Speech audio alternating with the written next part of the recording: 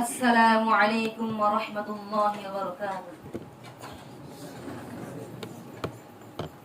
أعوذ بالله من الشيطان الرجيم.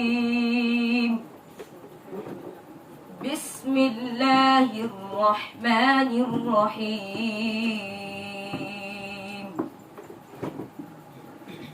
ولكل أمة جعلنا منسكا ليذكروا اسم الله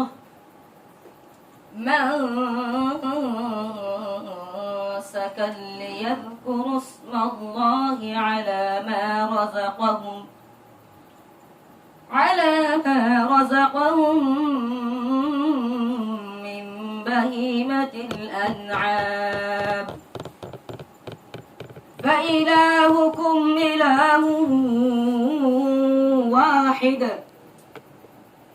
فله واسلموا وبشر المخبتين الذين إذا ذكر الله وجلت قلوبهم والصابرين على ما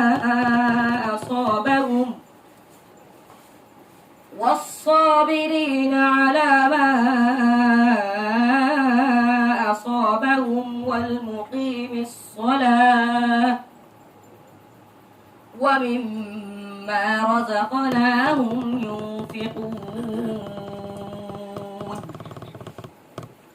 والبدن جعلناها لكم من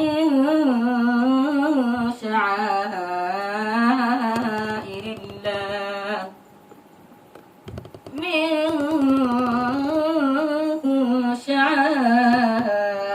الله لكم فيها خير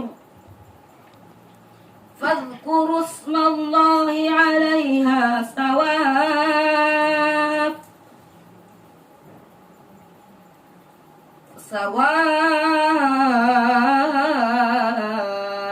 فإذا وجبت جنوبها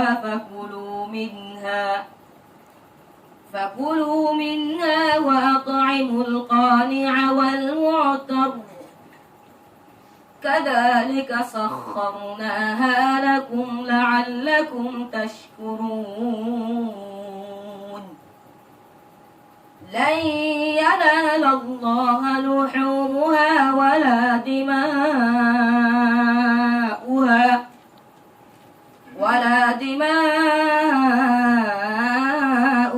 ولكن يناله التقوى منكم.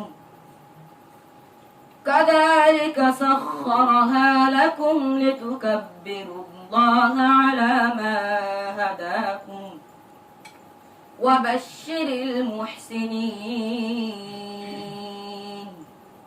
صدق الله العظيم. السلام عليكم ورحمة الله.